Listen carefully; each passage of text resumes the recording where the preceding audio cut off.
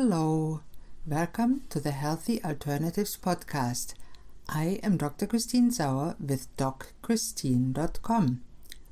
Today's show is a recording of my radio show of the same name. Enjoy! Good afternoon, this is Dr. Christine Sauer, your host of the show Healthy Alternatives here on 97.5 CIOE FM with live stream on communityradio.ca every Thursday at 12 noon Atlantic Standard Time. Thanks for tuning in today. In this show, I will talk, mostly with guests, about all aspects of health, healthcare and wellness, from conventional to alternative and everything in between. My mission for this radio show is to help change people's lives for the better by informing them about different options to get and stay healthy and well so they can choose for themselves which option might work in their case. And if you feel you're stuck in a dark place, I want to tell you, don't give up. There is a light at the end of the tunnel for you. I'm often asked to give a bit more in-depth information about different health topics. I'm happy to oblige. So today, my team member and certified integrative nutrition health coach Jennifer Gauguin and I will be talking about why weight loss is so hard and what keeps it on us. Hi, Jen. Good to see Hi. you. Good to talk to you. Of course, we are on the radio. Yes, exactly. So how are you doing today? I'm doing good. Good. How are you? I'm doing good. Now, for those who don't know us, we'll work together in DocChristine.com and we are starting a new weight loss program, which is a very different one.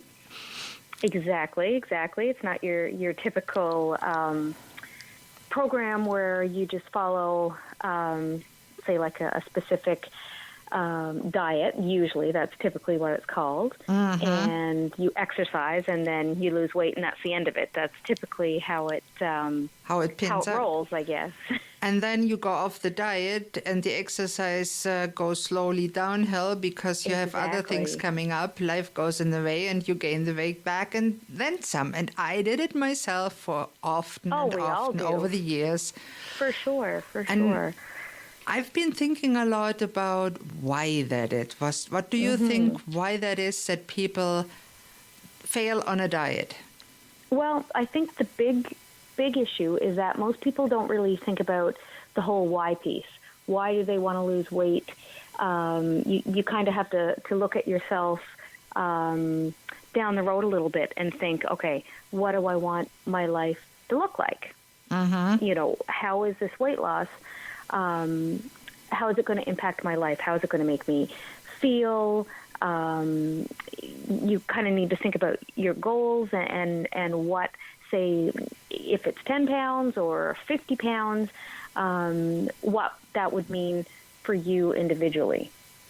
That's a very good point. A lot of people don't identify with that. Yeah, they say, oh, my doctor says I have to lose weight. Well, that is not a very good motivation. No, not really. I mean, you kind of need to get down to the what. I mean, obviously, if your doctor tells you need to lose weight, then there's some health concerns. But you need to kind of dig a little deeper and try and figure out, well, where did the health concerns come from? What does it mean potentially down the road if I don't lose weight? And like how it would make you feel. Like maybe you want to have more energy to play with your kids, or maybe there's other hobbies or things that you want to do and you don't really, maybe your weight kind of gets in the way, maybe you're not comfortable traveling. Could be just a ton of different reasons. That is very, very true. And it always helps to have not just SMART goals, which can be dumb if you start with them. That's one of my favorite acronyms. Don't start with SMART goals because they're really dumb. You need to start with dumb goals. Those are smart to start with. And a dumb goal is dream-based. So dream of something that you can do after you lost the weight, something that really uplifts you. There's the you. And then you need a method and behavior to get there. But I think if you don't have that picture and be it of the bikini figure on the beach in your mind, and then why that is important to you that you have that bikini figure. Well, exactly. As you said, the why is so important. And some people say, well, maybe my husband will like me more then. And that shows that there's a relationship issue, because a good husband likes you wherever you are. For sure, exactly. Yes, definitely. You just made me think of something there. Just this weekend past, I did a vision board work. I participated in a vision board workshop, and I mean, that could be something that that people could do on their own. That may be useful to just get like a canvas or like a Bristol board or something, and go through magazines, cut out like different inspirational words, pictures that appeal to you. If you want to take a trip, you can find like a picture of a beach or of a city. Wonderful. Or something like that. I really love that. And I know you will give detailed instructions as part of our upcoming transformation course.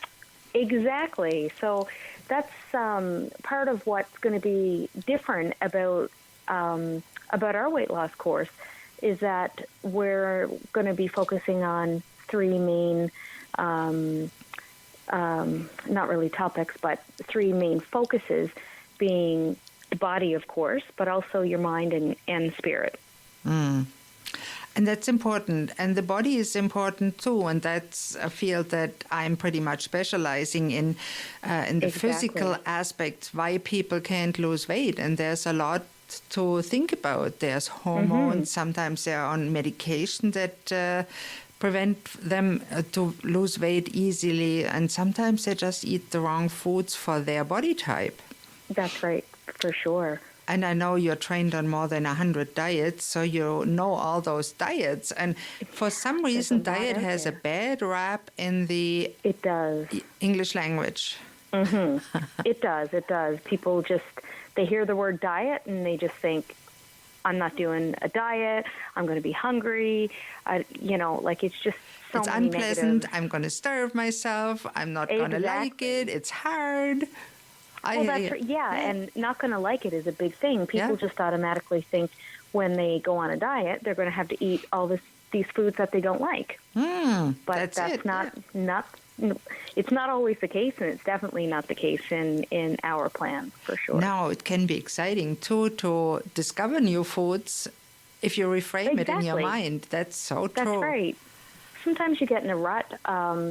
I know I certainly do, and that's part of the reason why I look forward to the change in seasons, just because by the end of the season, I'm kind of tired of eating the foods that typically kind of go with, like in the winter, you eat heavier meals, warmer meals typically. So then by spring, I'm kind of looking forward to more like fresh vegetables and barbecuing and that type of thing. So right, and I love that you go with the seasons, because it's so important that you stay with the season. Seasonal foods are usually much more nutritious as foods that have been imported and have a shelf life of weeks or months. That's right, exactly. Yeah, it makes a big difference. What I found very helpful, and we can talk about that a little bit more, is autosuggestions. You can call it like that, or you call it hypnosis or self-hypnosis, hypnotherapy. And I listen to my own, of course, every night. That helps me, motivate me, and tell me what I should eat. And it makes me sleep restful and very nicely, because it's part of it. That will be part of our program too, what makes it special. So there's a whole package you're getting. Exactly. I'm looking forward to this this part of it as well, because that's new for me. So I can't wait for you to try that out on me. Oh, that's so much fun. We did it in Germany a lot, and it really helps people, especially dealing with insomnia and weight loss. And anxiety and stress generally. It's a lot that you can do with basically telling you things that you want to do anyway. Okay. And it goes directly to your unconscious. And some people have misconceptions about it and think, oh, you go on stage and you crow like a chicken. Or Right, exactly. It All won't those work. horror stories. It won't right. work. Yeah, you can tell Right, somebody that doesn't want to kill somebody. You can't tell them in hypnosis to kill somebody. They won't do No. it. Because you're still conscious, you're still aware of what's going on, even That's though right. you might be so relaxed that you forget it afterwards, and that's fine. Mm-hmm. Yeah, it still gets in your subconscious. So. Oh yes, it definitely. It's funny, even when your eyes are closed and you're asleep, your ears are always open. That's right. That's exactly right. That's a quite interesting point that I explored in the last 6 months more. Okay. And in the second half of the show that's pretty soon coming up, Okay. we can talk a little bit more about what I did growing up and how I got so fat in the first place that I ballooned up to 315 pounds, because that's quite a fun story. Now, it wasn't then. No, for sure. But I mean, I lost the weight, but most of it through weight loss surgery, because I feel most people that have more than 100 pounds to lose have a very hard time keeping it off. Well, it's a big amount of weight, so Yeah. it makes sense. And people think, oh, it's the easy way out. No, it isn't. It's just a tool that helps you. That's right. That's all. That's right, exactly. And if you don't change your weight loss style and your eating plan, not your diet. Right. Exactly. No you will diet. fail. And many people gain weight after their surgery, even though they initially lose it, they gain it all back because they start Right. eating badly again and for emotional reasons. And we'll talk Well, about they're not that a dealing little with bit the more. underlying. Yeah, and that is something where you're really good at emotional eating and helping people find out why they want to eat all the time and why they're eating when they're bored and how to fix that. Exactly. I love getting down to the why. And that's so important. Definitely. And I'm always surprised when we talk to people and you ask them, do you know who you are? They look at you with the wide stare and said, no, what do you mean? I know. Exactly. You're so right about that. And that's something that you really do good, because you're a better listener than I am. I may be a better teacher, but you're a better listener. That's why we make a good team. Exactly. And this brings us to the end of the first half of today's broadcast here on 97.5 CIOE FM Community Radio. Please tune in after the commercial break for more about myself and Jennifer and how I ballooned to 315 pounds. Thank you.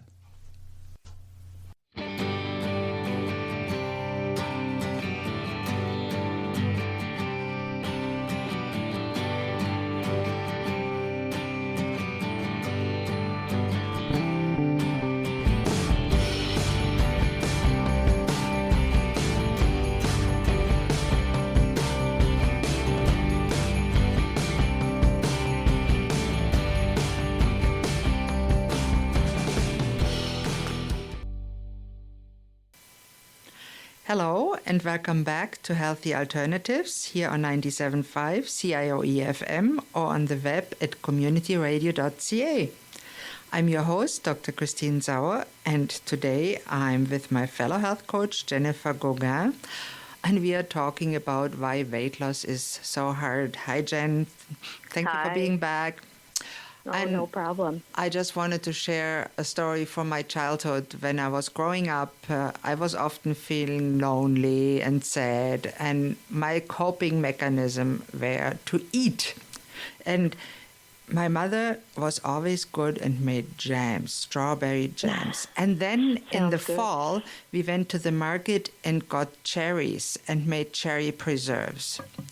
Okay. So I went in the basement clandestinely. I hated our basement. It was dark and I was afraid of the dark. But I went because I wanted the sugar fix. So I got the jam And I took it in my room. I stole a spoon from the kitchen without anybody knowing, and I started eating the whole can until I couldn't eat no more. And knowing now that sugar fix increases dopamine in the brain the same as cocaine, I think I got my sugar addiction then. That's where it came from. Yeah. Or where it started. And when I grew older, I got a little bit more sophisticated and got into licorice and milk chocolate and later cakes. And believe me, German cakes are delicious. Right. Oh, I can imagine. One of them was my favorite, the marzipan cake. Ah, I couldn't stop eating it. And it's still a little bit, when I remember here locally we have a very good mall. It's called the Sunnyside Mall in Bedford, and it's a very dangerous place for me. And it's a lot of good stuff in there. Oh, yes, very good stuff. And I'll tell you why it's dangerous, especially in the holiday season, because there's this store, Pete's Boutique, and they have German Christmas candy, especially marzipan bread and Dominoes. They knew you were coming. They knew I'm coming.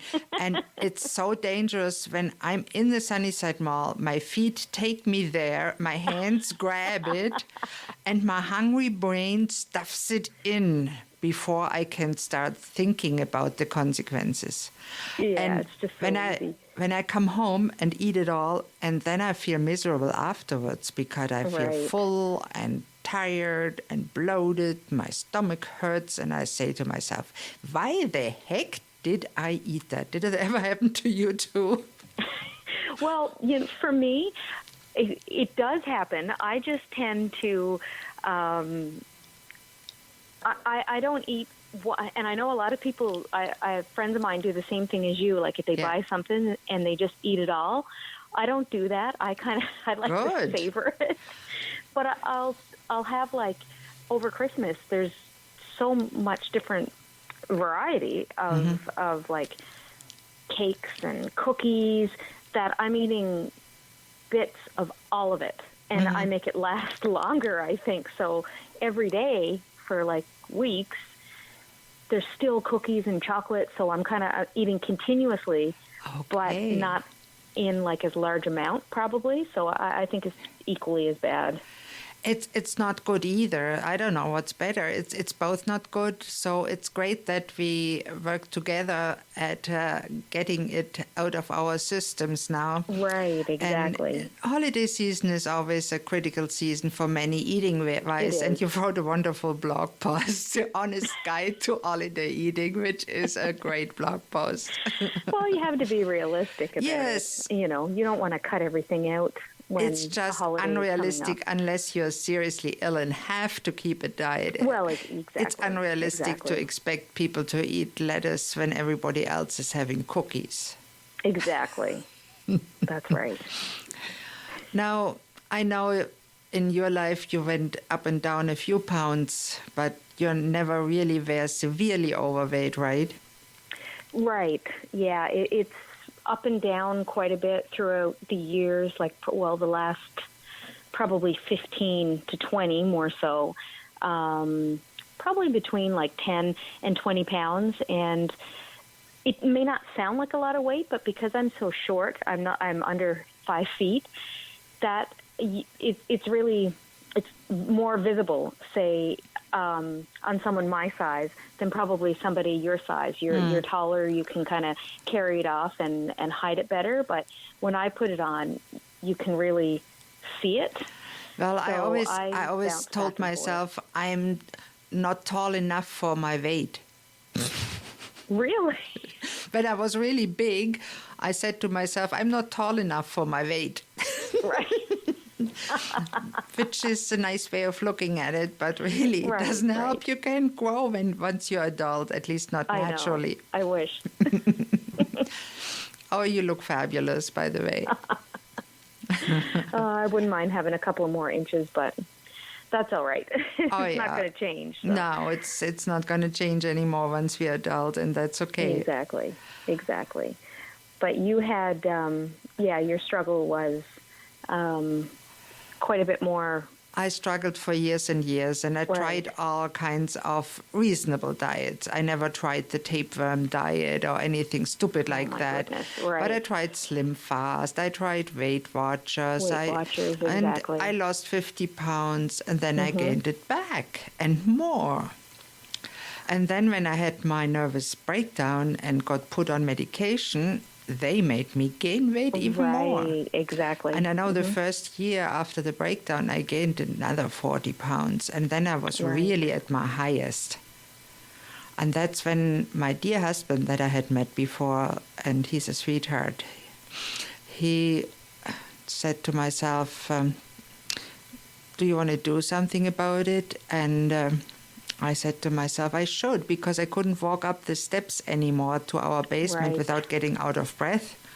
And I was seeing myself spending more and more time in bed and eventually ballooning even more out of shape and becoming one of those poor people that I've seen on TV that lay in bed and can't get out. Yeah. And I said to myself, I have to do something. And my doctor said, well, you're on the way to become a diabetic. And I thought to myself, that can't be my fate. Right.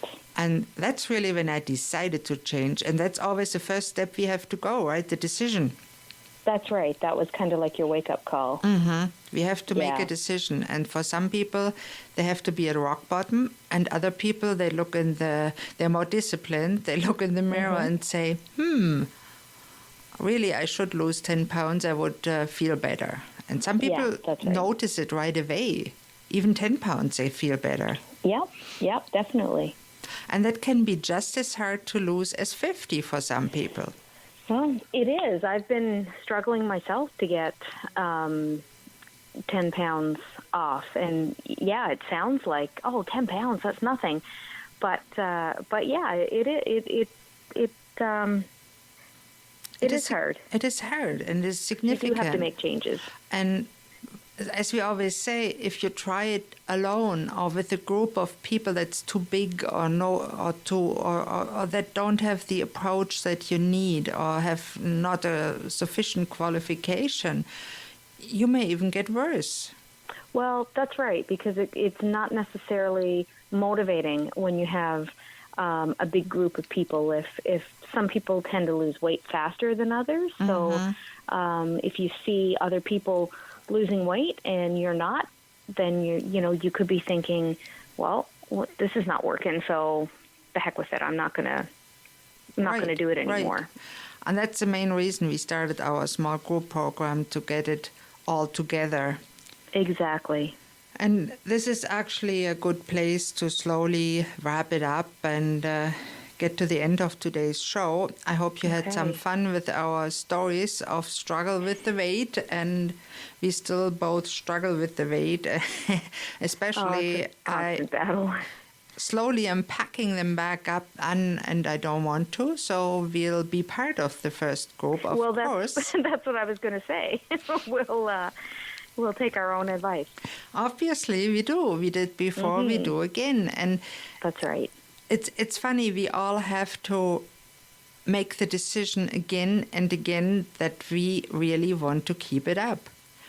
Exactly. That's part of what we always say, the AIM approach: assess, intervene, and then the maintain or mentoring phase. If you don't have your health coach watching you, holding you accountable, motivating you, pushing you a little bit, or maybe even giving you a little gentle kick in the behind, you won't keep it up. And that's what we are there for. And there's other health coaches that do it wonderfully. Yes, for sure. So this brings me to the end of today's show. Please don't hesitate to contact us with any questions, thoughts, comments, or suggestions. My email here is christine@communityradio.ca, or you can contact me through our website, docchristine.com. If you want to check out the program, just go to docchristine.com/transform and see if you want to be transformed. And we are always grateful for feedback. And I also want to extend a special thank you to today's producer, Jim Francis. You might not know this, but this is a volunteer-run non-profit radio station, and we even have an art gallery. If you're local and you'd like to drop in, we are at 11 Glendale Avenue, Lower Sackville, Nova Scotia. And it's a great bunch of people that volunteer here. Thank you all for listening to Healthy Alternatives. I'm your host, Dr. Christine Sauer. Tune in next Thursday at noon on 97.5 CIOE FM Community Radio with live stream on communityradio.ca for the next episode. Goodbye and have a great day.